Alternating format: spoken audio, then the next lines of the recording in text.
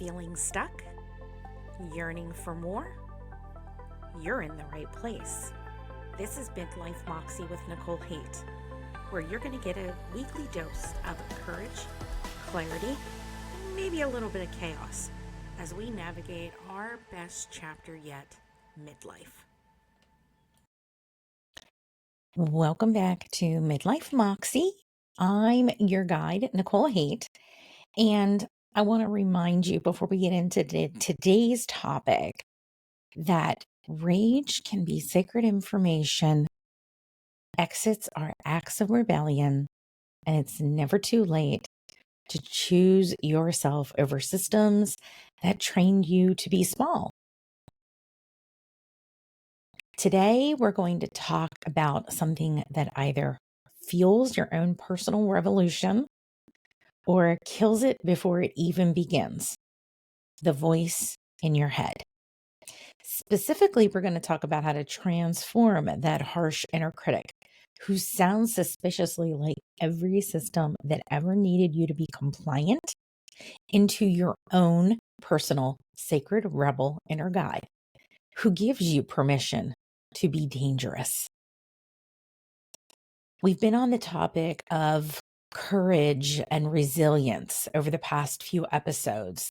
And I think this topic of overcoming your inner critic goes very much hand in hand, because the voice in your head is either going to be your greatest ally in ending the good girl conditioning forever, or it's the last stronghold of a system designed to keep you small. And I want to start with giving you a truth that actually might surprise you. You are not your thoughts. That critical voice isn't your wisdom. It's often the internalized voice of every person, system, and culture that benefited from your compliance. Many recovering good girls have lived with this inner critic for so long that they think it's protecting them. They believe that harsh voice is keeping them realistic or maybe even humble. But what it's actually doing is ensuring that you never become dangerous enough to threaten the status quo. I see the good girl inner critic in you as your own internal compliance officer. The inner critic for the recovering good girls isn't just negative self-talk. It's a sophisticated internal surveillance system designed to keep you performing goodness from a world that profits from your self-sacrifice. This voice has been shaped by decades of good girl conditioning.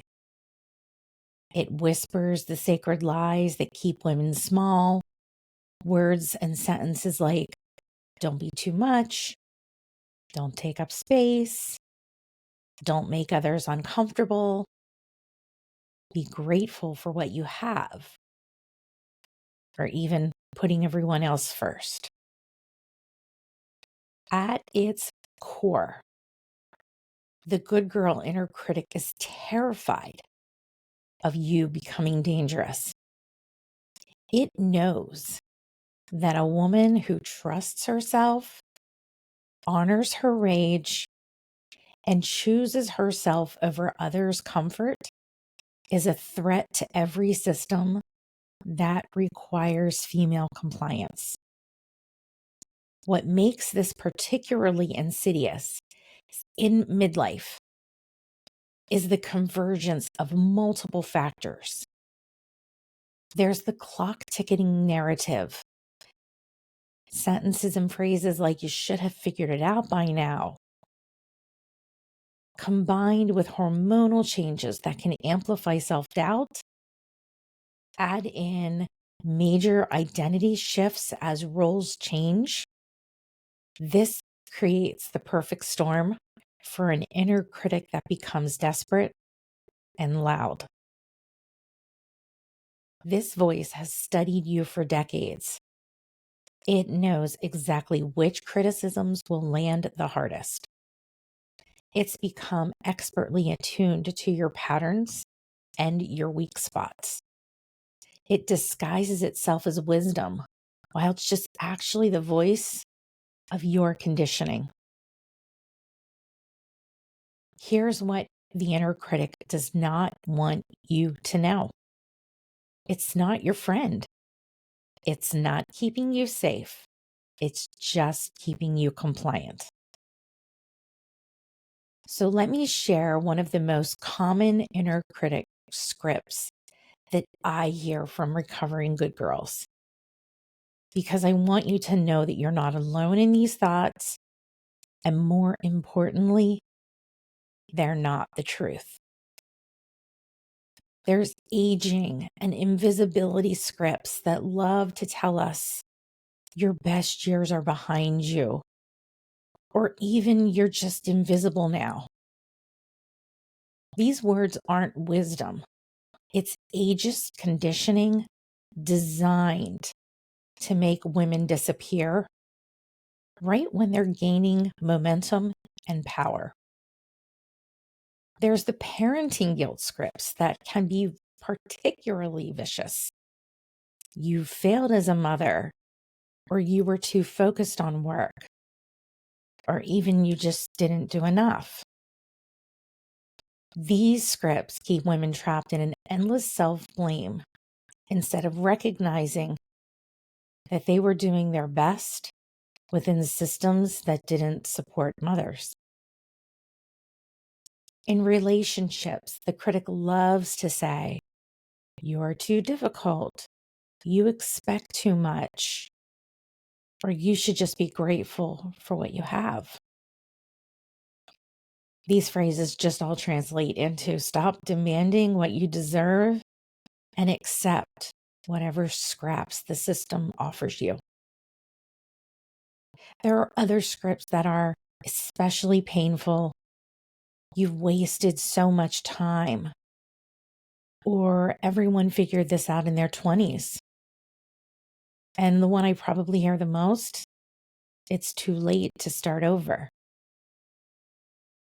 These phrases all just create urgency and panic that keeps you from making the dangerous choices to actually make the change.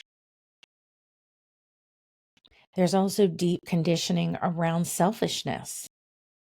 You're selfish for wanting this, or other people's needs matter more.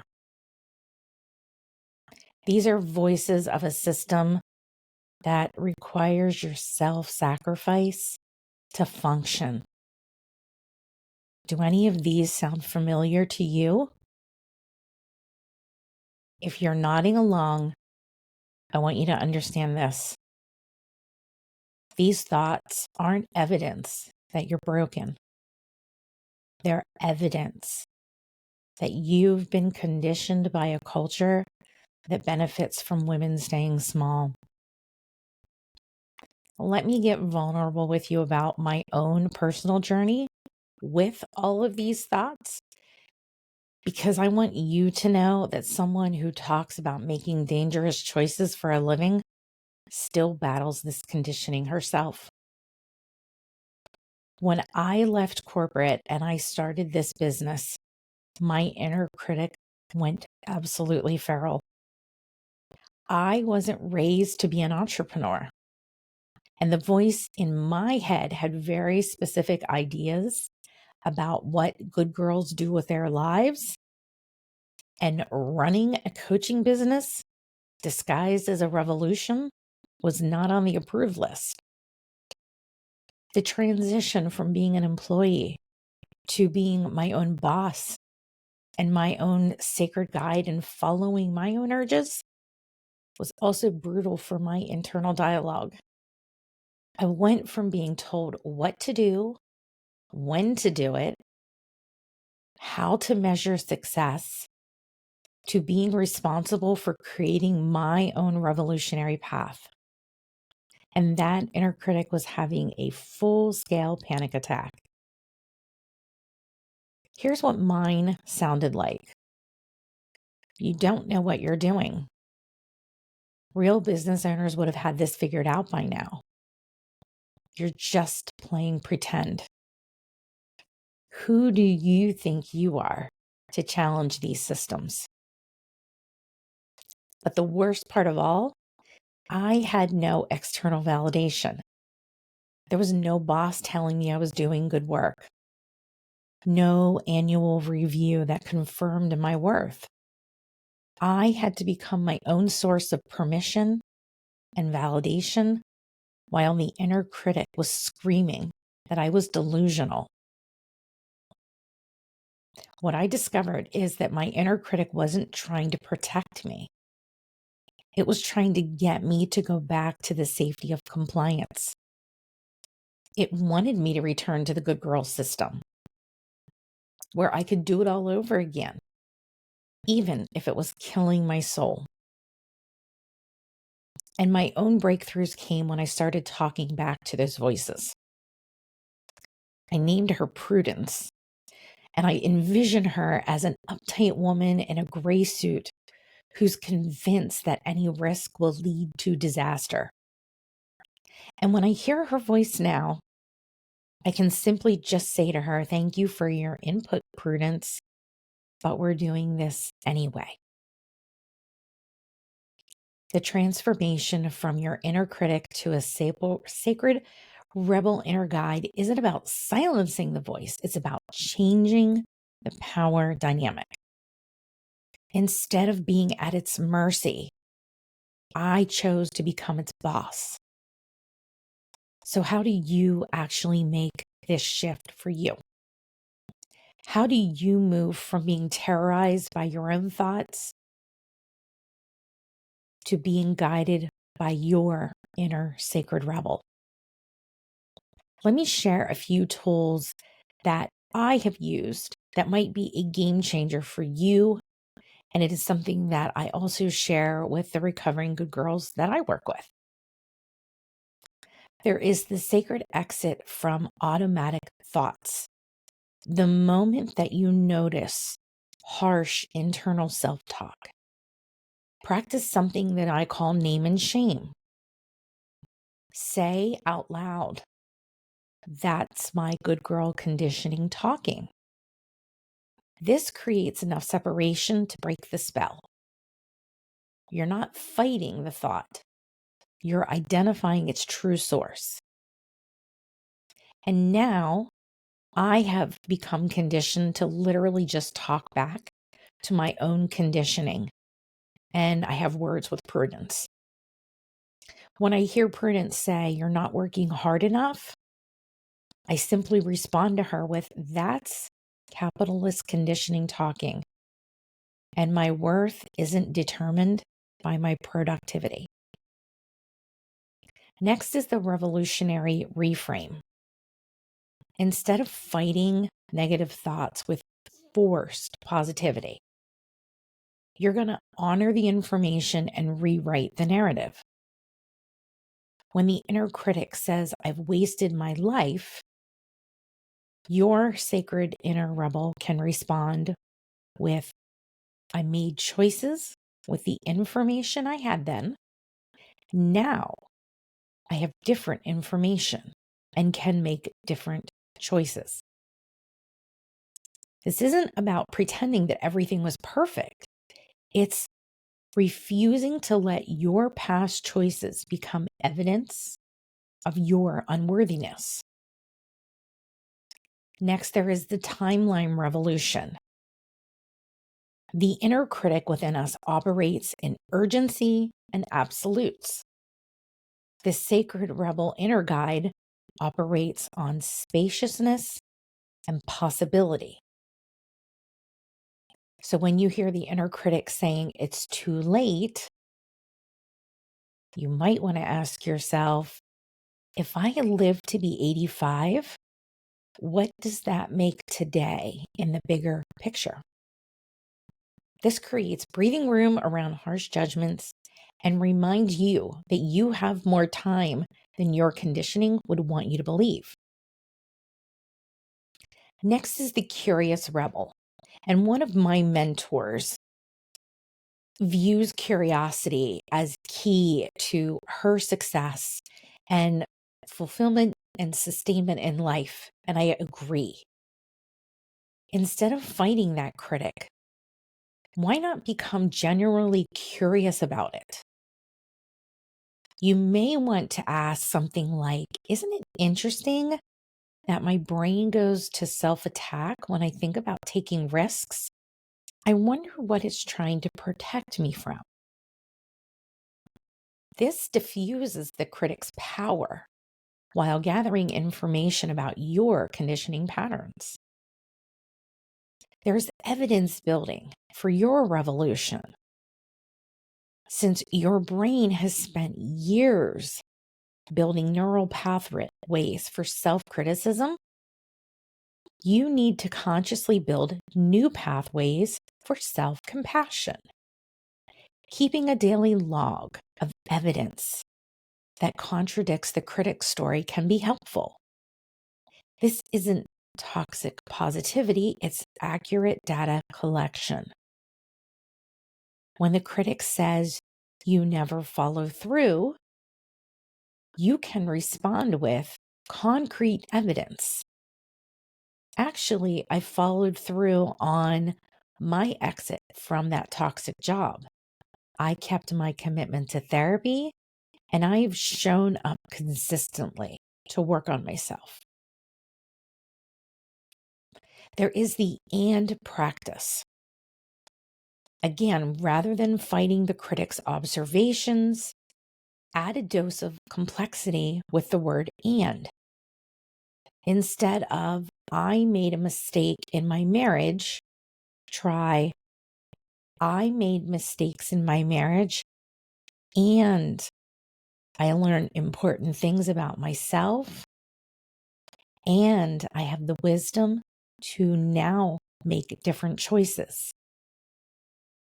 This acknowledges your reality while refusing to let the inner critic turn your humanity into evidence of failure. There is the work of somatics in all of this, which I have talked about before. The inner critic thrives when your nervous system is dysregulated. When you notice the self-harsh talk, immediately tend to your body. This might be taking a few deep breaths, putting your feet on the ground or the floor beneath you, and relaxing and softening your shoulders. A regulated nervous system makes space for your sacred inner rebel guide to emerge. You might be wondering how inner dialogue connects to courage and resilience that we've been talking about in the past few episodes as we've moved on with this episode. I see your inner dialogue creating the landscape where courage either flourishes or dies. When your internal voice says you'll fail or you're not strong enough, it activates your threat detection system, and that makes risk-taking feel genuinely dangerous. But when your sacred rebel inner guide says, I can handle whatever comes, or this is scary and I'm doing it anyway, it creates the psychological safety that is needed for you to make dangerous choices. I consider this to be a revolutionary courage loop. Each time you act courageously, despite the negative self-talk, you create evidence that contradicts the critic's narrative. A woman who starts her business at 45, while her inner critic is screaming it's too late, slowly begins to build a new story. I can do hard things at any age. But if the critic wins and she doesn't take action, it reinforces the story of limitation, making future acts of courage even harder. When it comes to resilience, how you talk to yourself during and after setbacks can literally determine whether you bounce back or you stay down. The critic may say, This proves that I can't handle challenges. But the sacred inner rebel says, this is information that I can use. Or resilience means I get back up, not that I never fall. For recovering good girls specifically, there is an amplification effect. Decades of good girl conditioning can create what feels like an insurmountable wall between you and your courage. But this also means that shifting to a sacred rebel inner voice at this stage and age of life can unlock tremendous reserves of wisdom-backed courage that younger women haven't yet developed. And the compound effect is beautiful. Small shifts in self-talk create ripple effects. A woman who begins speaking to herself with compassion finds that she's willing to take slightly bigger risks. Those risks build evidence of her capability. And this evidence makes her more resilient to setbacks, which makes her more willing to be courageous again. So at the heart of everything that I have discussed so far, I want you to know that you can develop a completely different relationship with your mind. Instead of being terrorized by whatever thoughts may show up, you can become the compassionate curator of your own inner dialogue. This doesn't mean forcing fake positivity or pretending that problems don't exist. It means recognizing that the voice of saying it's too late or you're not enough isn't the voice of truth. It's the voice of conditioning that has outlived its usefulness. The transformation isn't about silencing the critic entirely. It's about developing stronger, wiser, sacred rebel inner guide within you that can acknowledge the critic's concerns while making decisions from a place of self-compassion and revolutionary possibility rather than fear and limitation. And this could change everything for you. When you realize you can talk back to that voice, question its assumptions, and choose which internal guidance to follow, you reclaim agency over your own experience. You stop being a victim of your thoughts and become the author of your own inner revolution. This shift is particularly powerful for the recovering good girls because you have finally had enough life experience to now call out the critic's lies. You've now survived 100% of your worst days.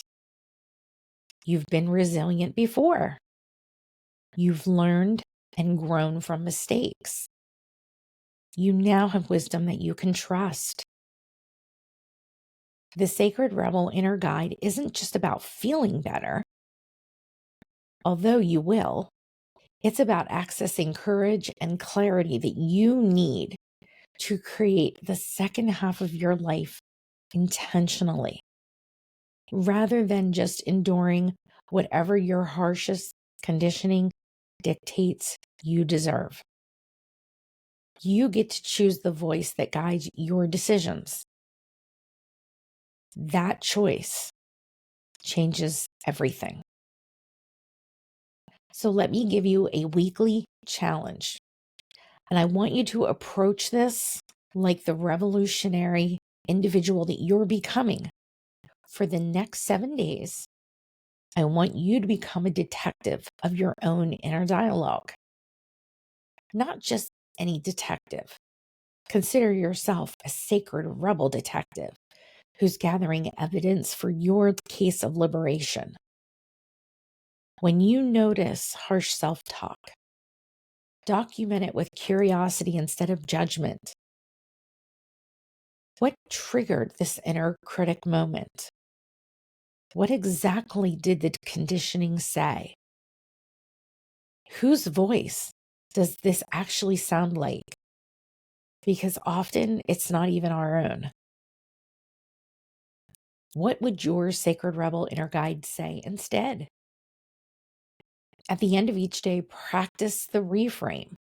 Take one criticism you noticed and add complexity with the word and. If your critic said, I'm behind on everything, your sacred rebel inner guide might add, I'm behind on some things and I'm managing a lot right now. And I'm doing the best I can with what I have, and this is temporary. Finally, choose one small act of sacred rebellion against your conditioning each day. Maybe it's speaking to yourself the way you'd speak to your best friend. Maybe it's taking a break when you're overwhelmed instead of pushing through.